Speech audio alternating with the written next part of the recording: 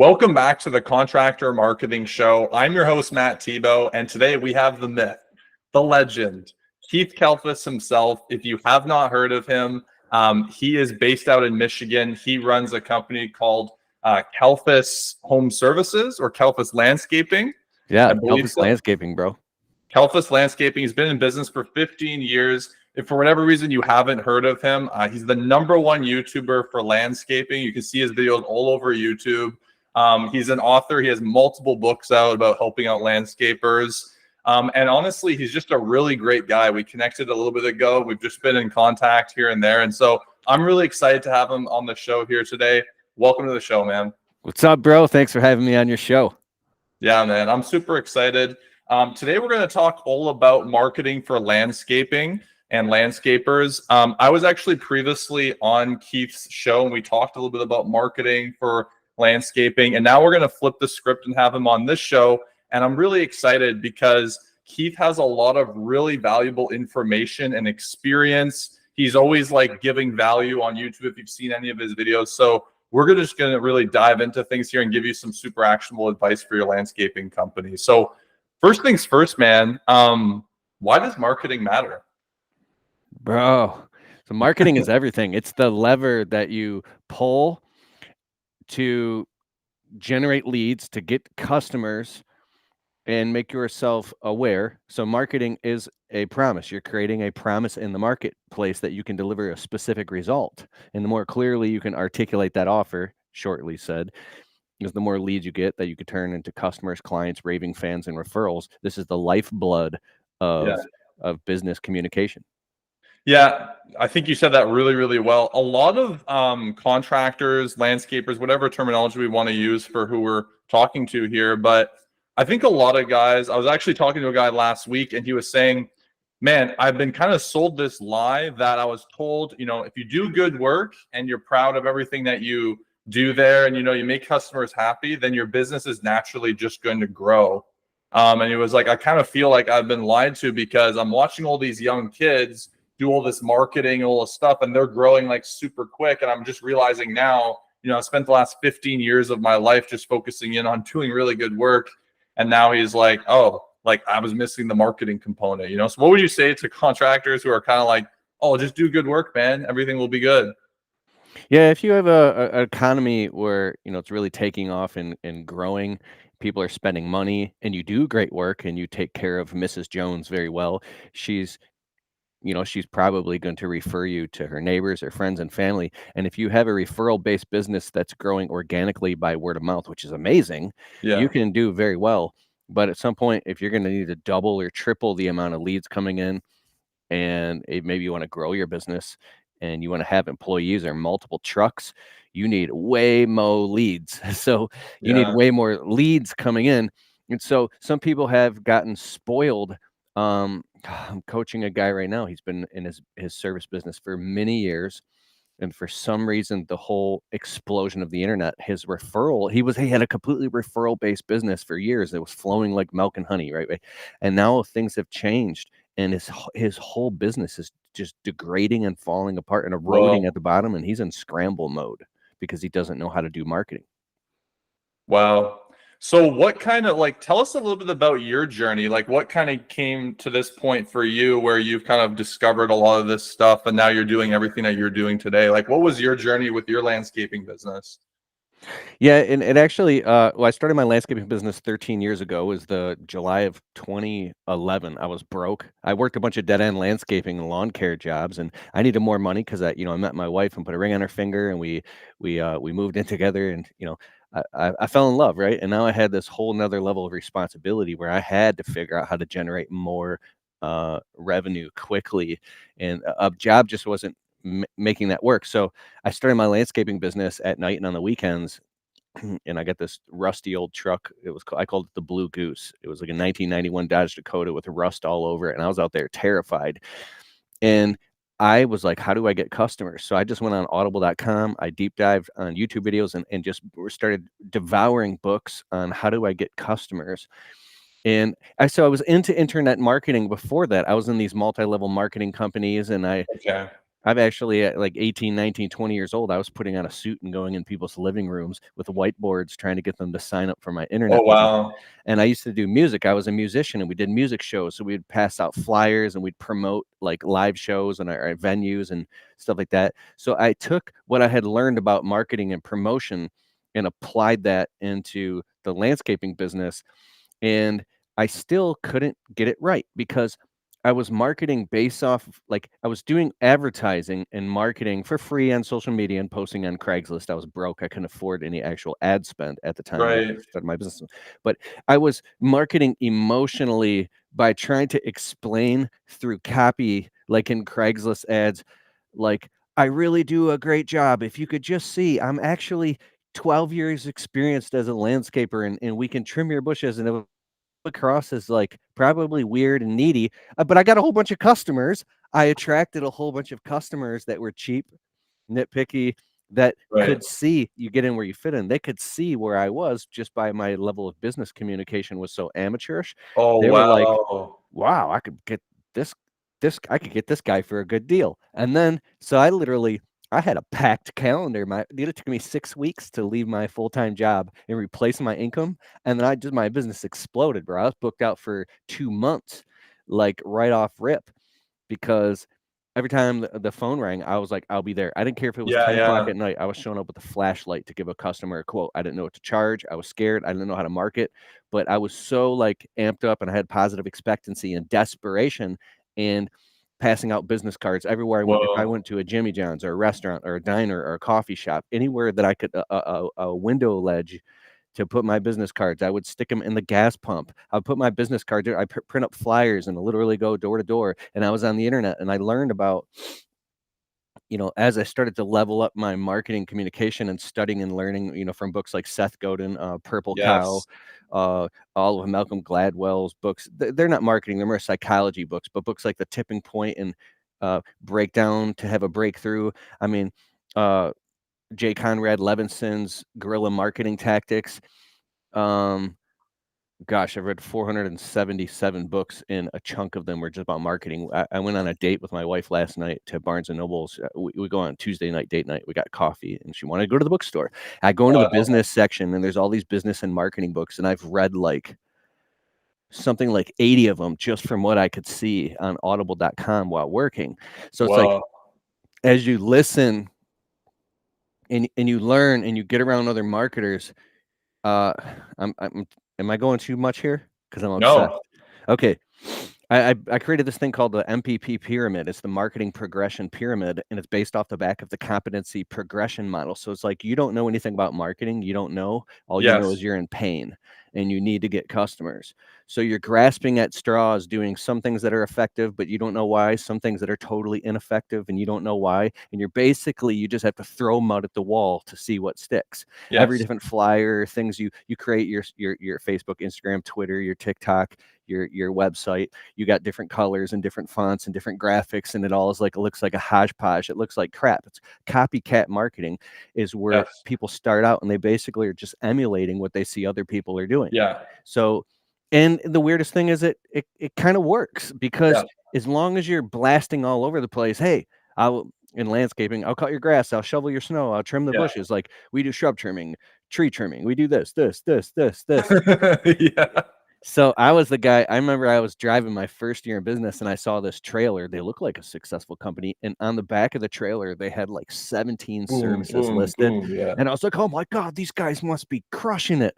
So I was like, let me offer all these services, bro. Dumbest idea ever. But it got me a bunch of work. So, Yeah. but the first step in the competency progression model in my MPP pyramid I created is you don't know like jack anything. You don't You're know what just you don't know. you don't even know what you don't know. You're just in Yeah. pain. Then the next step is you become consciously aware that you don't know how to properly market your business. So you go to work at learning and implementing and applying marketing your business. Then the next step is you're consciously competent and you're aware in your marketing and and then the next step is unconscious competence. You get so good at it because you have so many reps that it gets to the point where you're always learning and growing, but it gets to the point where you just get it and you don't even know how you get it. It's Yeah. just you become conscious incompetence. Yeah, like unconsciously competent. Unconsciously competent. Yeah, that's the word. It's like where those neural pathways are just built in, where you're just like, you don't even have to think about it anymore, you know? I'm so obsessed with marketing. Because what we're really looking for is an epiphany. And I like these, the connecting the dots, the neurosynapses, neuroscience. And sometimes like you'll connect a dot and you'll go, oh. And then maybe like a couple of weeks will go by and then you get but then once in a while, like 58 dots will all connect at the same time and you're super conscious and you just go, I'll just have to like lay back. If anybody can see on this video, don't talk to me right now. Oh my God. And just take it all in. Yeah, and just bask. And the longer that I lay there in silence, I just ruined it by talking because I started having an epiphany. Is the more dots that connect, and I just come online like I'm like, oh my God. And my wife is like, you're dramatic. Because I'll be like pacing around the house and shit. So it's like, Here's a question for you, man. So you're talking about, you're studying all this marketing stuff. You don't even know what you're doing at this point, but you're kind of copying other people. You're putting it out there. Sometimes what we get are clients where, we'll implement some of these strategies, whether it's like having an offer or using a bit of scarcity or some of these things that are a little bit more like marketing type strategies. And clients will be like, oh no, I don't want to do that. Or like, oh, this seems gimmicky, or like blah, blah, blah. I kind of want you to just talk a little bit about that. Because personally, from my experience with marketing, half of it is like knowing what to do for marketing. And the other half is literally just doing it. Like a lot of people just insist on like doing it this way. And then they're like, but I don't actually want to do it. But these proven strategies work. And then once you do it, it just works. That's what's funny about it. Yeah, there's some funny, there's one saying that's not funny. It's very serious. When the pain of staying the same gets worse than the pain of changing, you'll change. When the pain gets so bad of not getting results. And then there's funny kind of saying, back in the network marketing days, there would be like a really successful guy who he hit a level in the business and all these people are like, how did you do it? And he just points at the mentor who taught him. He goes, I just did what he said. Like, wow. I just put one foot in front of the other and I followed the blueprint. Now, most small business owners, service business owners that are guys that are chucking a truck, we've narrowed this market. We have a messaging ecosystem. We've narrowed it down to 3 different categories. It goes beyond 3, but 3 is my audience communication. 1 is chucking a truck. He's like 0 to 100K. He doesn't have any systems in his business. He's just running around like a chicken with his head cut off with his hair on fire, which is great. 2 is Possibility Pete. He has some systems in his business, but he doesn't really understand them. Some of them suck and he's not competent. He might have a couple of employees, but he's still running around like a chick with his head cut off because he's like in survival mode still, but he's crushing it, right? And number 3 is Abundant Anthony. He has minimum viable systems in his business. He understands marketing and he has a lean, mean, money-making, well-oiled little machine. It's a little profit producing. It's a lean and mean model business and it works. And so the way you communicate to these different people, use different modalities of communication and different methods and different proprietary language to say things that trigger them. Like their pain body reacts when you say, are you struggling with this? And they're going, oh my God, that's me. That's me. I feel like you're talking to me. But the reason I'm saying that is because the Chuck in the truck or the Possibility Pete, they know as long as their hands on, they're using that mower, or they're cashing a check, or their hands on the steering wheel, or they're digging with the shovel, and they're out there performing the business, doing the thing. Yeah. That they're going to survive. And so you got to change the role that you play in the business and what you do in your business in order to grow. But it's like there's stable datums in your consciousness. If you study neuroscience, that you're holding on to this thing that got you like out of certain death and this survival. And now you're afraid to let go. You're like, what do you mean? You're telling me to let go of my life preserver? Working myself to death is my life preserver. I'm not going to let go. So it's like, how are you going to get a guy who, he comes in the door at 8, 9 o'clock at night. He misses dinner with his family. He drags his ass into the shower and he's like exhausted and sunburned. How are you going to tell that guy to go sit on a laptop for like 3 hours and do all this marketing stuff? And so, and even when you communicate with them, the way that they think that they perceive, their brain isn't perceiving it the way you're communicating it as a marketing expert. So there's a huge disconnect, and it's like, it's frustrating. So you have to just kind of wait till either stay there or they're getting so much pain, or they get elevated and inspired by getting around other successful entrepreneurs. So it's like the rule of five, like your five Yeah. best friends. But then when you get around a mastermind group of people that are really successful, and you meet guys that are you're like you're like 29, but you meet some dude who's 26 and he's got an $800,000 business and he's got a team of like 26 people, and you're like, how are you doing this? And he's like, I just did what he said. Come to the master. So then Yeah. you come home, you get pissed off, you get angry, you start like, positively comparing yourself to like other people, like you go through all these emotional things, and then you get to the point you're like, dude, that's it, I'm leveling up my business. And you Yeah. realize that your friends that you talk to, that you might even whine and complain about your businesses to each other, you're like, bro, it's time to level up, bro. Like, so Yeah. when it's time to level up, what's the first thing you got to learn is marketing and advertising. So with all that being said, I can go into actually how to do it, like who, not how. That's the thing. If you Yeah. suck at it and you can't do it and you can't get yourself to do it, and you're more of you're an implementer as far as, excuse me, working with your physical muscles in linear time, as Myron Golden talks about it, and you can't get yourself into communication and imagination and become a marketer, you got to go partner up with somebody or hire a marketing Yeah. agency or go find virtual assistants. That you have to have other people that actually have the patience and time and the expertise and knowledge to know how to do that. And you have to know just enough about it to be dangerous, like enough to monitor and track what's Yeah. happening.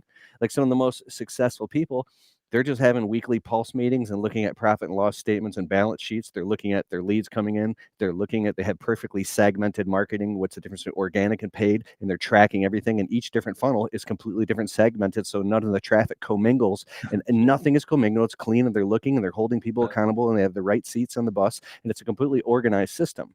Like, that type of consciousness it takes to run a business like that is not the same type of consciousness it takes to dig with the shovel.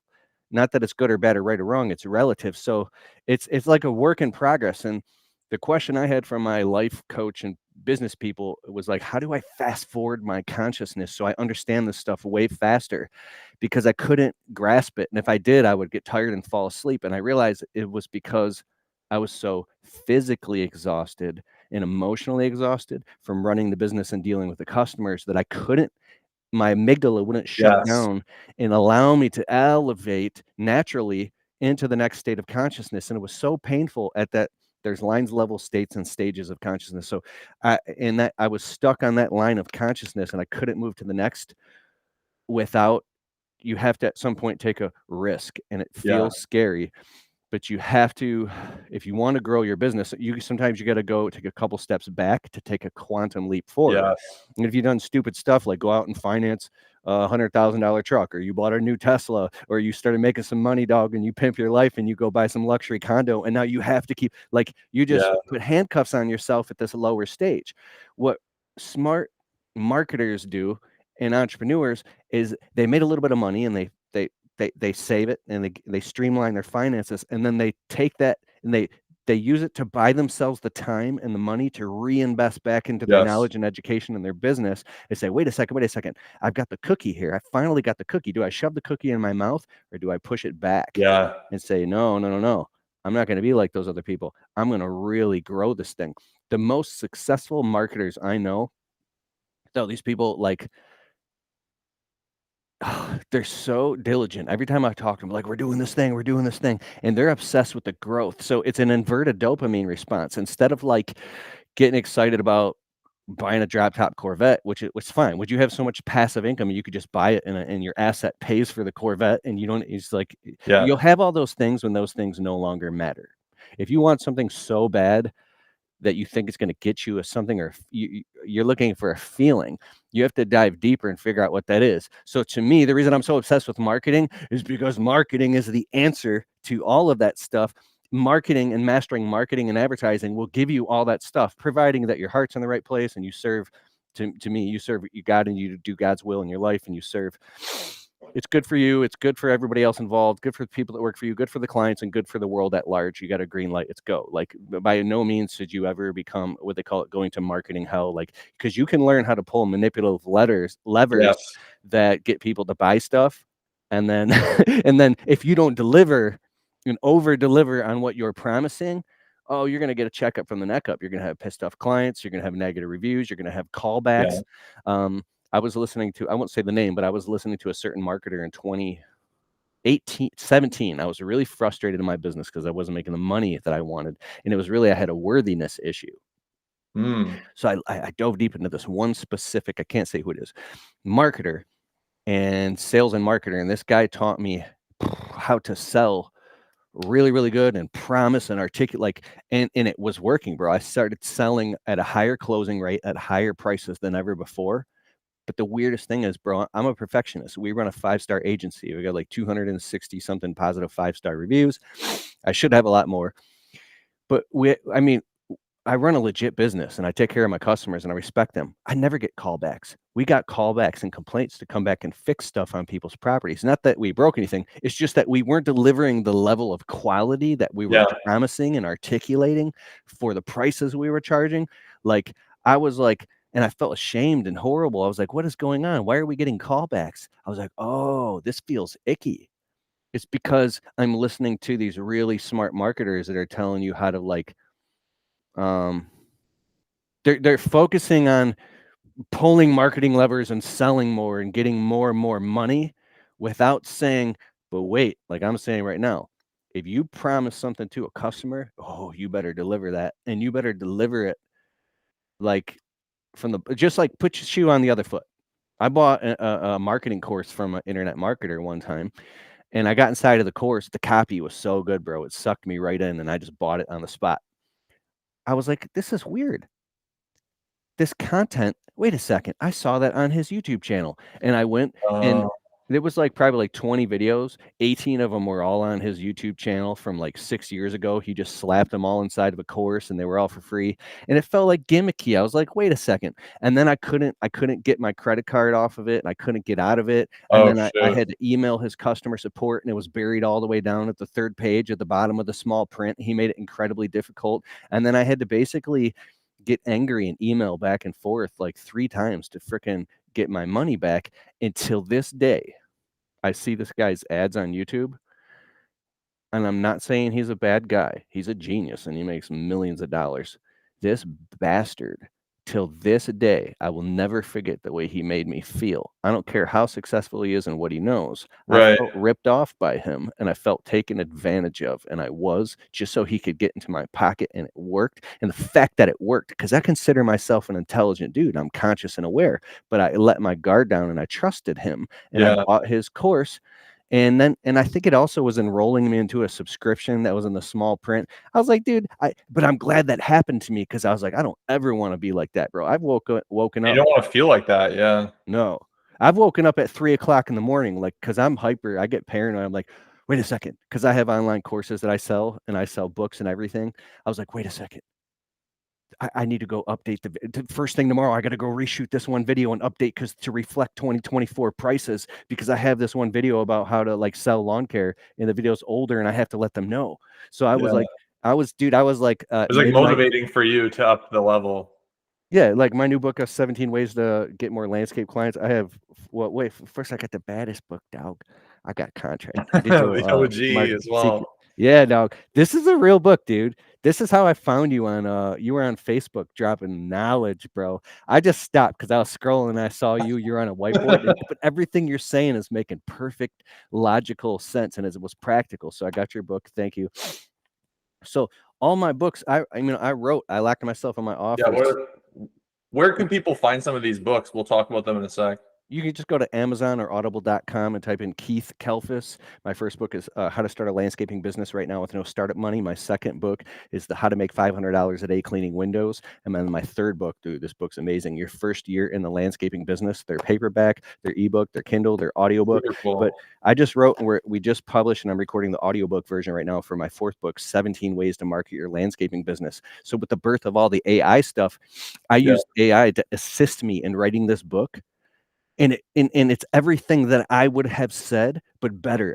All the prompts, I did all the editing. I went and I filled annotations and notes and addendums, and I wrote the thing. But the body copy of the book, I used AI to help me, and it was driving me nuts. I'm like, I don't care if this is the future, man. I feel like I'm lying to people, bro. Like, but this book is it's everything that this is my brain, but I use AI, so I could not sleep until I called it my editor.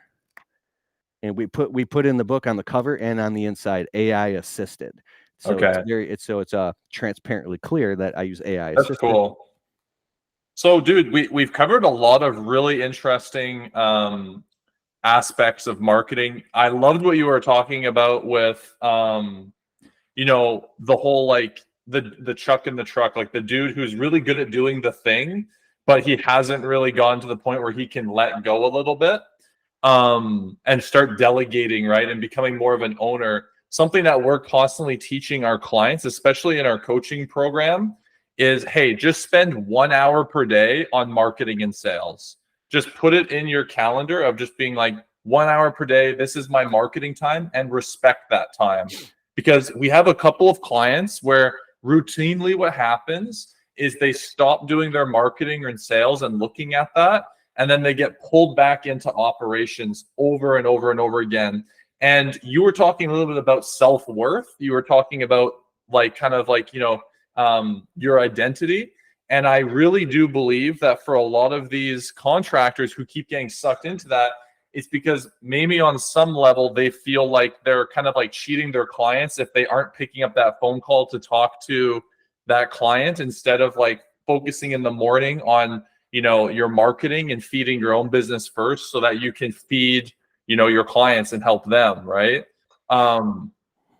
Just a thought. Yeah, I was curious what you think about that. Yeah, so a lot of this does boil down to identity issues and then misidentifying who you are in the first place, and that's Yeah. why I see you talk about God, so it's I don't try to be a Bible thumper or whatever on other people's podcasts. Like, so I believe that I love Myron Golden. He says like the purpose of your life is to find out God's purpose for your life and his will for your life, so you can develop yourself for that purpose and deploy yourself and live into that purpose. And that's the highest thing that you could do. And I was just thinking about this last night. Like when you're dead and gone and it's nothing but a tombstone, and like hundreds of years goes by and somebody comes to where the gravesite, if you're buried by your family, there will be your tombstone covered in dirt and grass. And if somebody, 25-year-old so-and-so moves and say, who is, Matt Thibeau? Who? This was like 300 years ago. They'd be like, "Oh, I don't know. Is he even related?" Like, wait, it's the same. And then somebody there, grandpa, would be like, "No, no, that was your great, great, great, great grandpa, right?" It was like, "Oh, okay. I'm sorry. I'm not trying to disrespect you at all because No, it might be like a whole monument. It'd be like Matt Thibeau, like."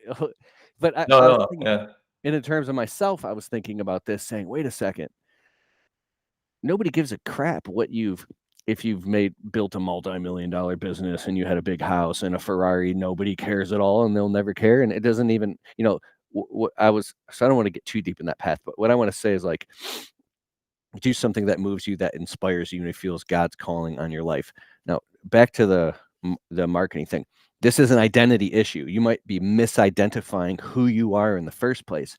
So before you get stuck in some type of survival identity, which is digging with a shovel and yeah, running your business or taking care of the customers, that's just an identity. So the truth is, if you want to be successful in your business, talking to the customer on the phone, that's actually a poor use of your time, and you're not being a good steward to your business, to your customers, or to your employees, or to anything, or your finances by talking to your customers on the phone. You should have a receptionist or an office manager doing that, who can actually talk on the phone better than you to your clients, who can sell jobs better and book and schedule the jobs better than you. And you're like, what? Nobody can do it better than me. Well, that's all in your head, and you think that, and maybe you gave somebody else your phone once and they did a horrible job. So you're like, those people do horrible. Like, so you just put yeah, it in a category. Like, no, no, no. There's people that could crush it and do way better than you yeah. at well, possibly the marketing, but because you should get to the point in your business where you're doing nothing but marketing and innovation. That's the Yes. only two things that you do. Everything else is automated. The sales, the meeting with the Delivery. client, the Yeah. bookings, the operations, the production, the administrative department, everything should be completely done and automated by other humans, by software, and then you just do marketing and innovation. Um, so it's just an identity. And if you can't afford to hire somebody or have some, like, then just learn how to do marketing. pull the marketing levers so you can get more customers, then you can scoop the cream off the top and cherry pick the best jobs, or you can Yes. do the math and find out what is your cost of goods sold, what is your profit margin, what is your admin cost, do you have a P&L statement, can you actually see where all the money's going, and where's your profit, what percentage are you making net profit as the owner? Once you dial in all this stuff, then you can see, whoa, I'm not spending as much money on marketing as I can afford. I'm blowing the money over here on something stupid. Or it's like I could be. Yeah. I've spent $531 on marketing this whole year, and you could have spent 5,300 or 10,000. It's like, I think that you should right now open up another bank account, connect it to your checking account. You don't have to, or get a credit card specifically for your ad spend and your marketing. And then I want you to find out a budget, find out a percentage of your annual revenue. Start out with something small. Let's just say you do 100 grand a year, take 5%, 5 grand a year, and divide that. That's that 600. How much is that a month? What? 100? What is it? Well, I'm in a seasonal business, so you might not have spent as much in the winter, but you might because you're building your website. So 5 grand divided by 12, yeah, easy. $416 a month in marketing and advertising. I mean, that's nothing. So you have to spend, you don't have a choice, $416 a month in marketing advertising every single month. And you got to figure out what to do. Where are you going to spend it? So, and what it does, it's going to condition your unconscious mind and build a habit that, hey, you're a marketer. And so you're going to find stuff to spend that money on. Man, I can go. I love it. Yeah. We get a lot of guys where we like implement a marketing campaign and we can tell that they're like scared to promote themselves. Like we'll collect all of the stuff, we'll create the ads, we'll put everything out there. And then like someone will comment on their Facebook ad and be like, you guys suck, or like something like that or whatever. And our client will like freak out and be like, oh my gosh, like we just had a hater here. There's something wrong with this ad. Like, and like they're very sensitive to putting themselves out there and getting criticism like that. So we have to like kind of educate them and be like, this is totally normal. Like you're putting yourself out there to people who don't know you. And it's just kind of interesting helping people go through that transformation. You know what I mean? I think humor can help with that. So I have a genius friend who's a marketer, and his name is Aaron Parker, and he runs the Lean and Mean Academy YouTube channel in Tennessee. He's so funny, and he smokes a cigar, and he's just alpha, and he's great. So he taught me this thing because I would get insecure about that. Now I just want to clearly define, if you're making YouTube videos, you have to be like, okay, I'm going to make all videos to market my business, and if I do make vlogs of my business, it's going to be all on the up and up, and it's going to be something that you're going to intentionally be aware of and know that your customers, and you want your customers to watch. Because if you're like talking trash for contractors and talking about, like, that should be a completely different YouTube channel.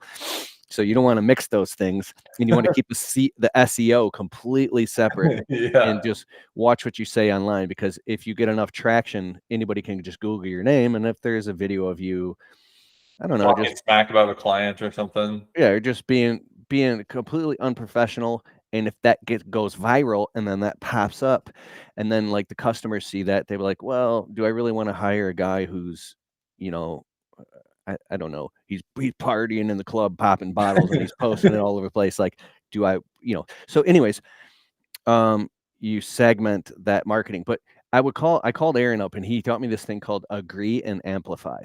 Because like 100 people will say something good about the video, and then one person's like, this guy's a total clown. Yeah. Or this guy's a joke. So whatever somebody says about you, now the reason I made that distinction is because you might not want to say this on a business YouTube, a Facebook ads comment. But if like a guy said something like, this guy's a joke about me, and I just put at first I got upset, and I was like, oh, this asshole, what do you mean I'm a joke? I put my heart into this, man. I really care about people. And he's calling me. I just put total joke. And I just commented, or this guy's like, what a clown. Total clown. Like, so whatever somebody says, I find a way to agree with them, and if I can, I'll amplify it. Oh, interesting. Agree and amplify. So, actually, I want to look this up real quick because I was crying laughing, and the laughter creates a humor that makes everything okay and funny. It makes you not take it so serious. What were you gonna say? I was just going to say, what is the point of, like, what do you think is the effect of agreeing and amplify? Does it just kind of disarm them? Oh, yeah. Oh, here it is. Yeah, totally. Because if you like it, it can't hurt you. Like you like their like if you like it, it's like push Yeah. pull pull push like it's like almost like martial arts. So here's a guy commented on my video. So I made a heartfelt video talking about how to start a landscaping business, and this guy David something says, "I can tell these clowns that are giving out all this wonderful advice has never run a very successful landscaping business, and it wears me out watching him trying to find out what to charge." So he can't even spell it right. He says he's saying that I'm a clown, and I'm giving out all this advice, and you could tell I've never even ran a successful business, and it wears me out trying to figure out what to charge. So I just commented back, "That's why you got to buy my How to Be a Clown course." And I put so and so it actually looks funnier in the comment as you see it. And he said, "They have no response because they can't respond when you call yourself a clown." I'm not gonna. Oh, there's one more. Here it is. "What a clown. Stop talking as if you know it all until you have done the work. You're making money on YouTube. Cutting grass does not make you a professional landscape contractor. I don't even cut grass. You have no idea. 54 years of planning, building, and growing a maintenance business helps you continue learning." So he's now talking about you're a fake YouTuber. Yeah. So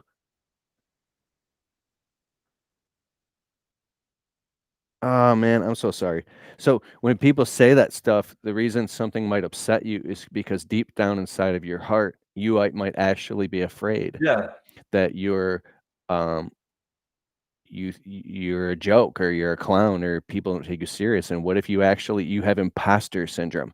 So it's like when you really start to promote your business, Yeah. you're like, well, I'm not worthy of that. Like you feel like it's on thin ice and it's shaky and somebody could just drop a marble and the whole thing will shatter because you're really just a faker, an Yeah. imposter. And so um this is what I think that you should do is it's a misidentification problem. You are way too over-identified and emotionally attached to your business, where your business like, if you are Yeah, what you like, is do, you.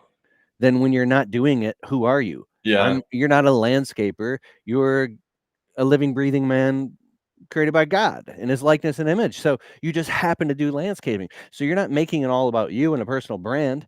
You're just making it about the service that you can offer. You're just promoting and marketing and advertising to these people. You're just creating an offer and marketing that so people want to dive into the offer. Yes. Yeah. You just happen to be the good steward who shows up to provide the services, and it's all about the customer. So you have a stage, you have spotlight on that stage, and you have three choices what you could put on that stage with the spotlight. One, you could put yourself on the stage and make it all about you, Yeah. and it's very hard to grow a business that way because Yeah. you make everything all about you all the time. Yeah. Two, you could put your product or service on that stage and you can grow a really successful business. Or three, you can put the customer on the stage and make it all about them and their results and their transformation and positive reviews and testimonials and make it all about them. And that's why truly successful, unless they really have a personal brand, but there are a lot of very successful entrepreneurs that don't like being on camera. It's on social media. It's not even them.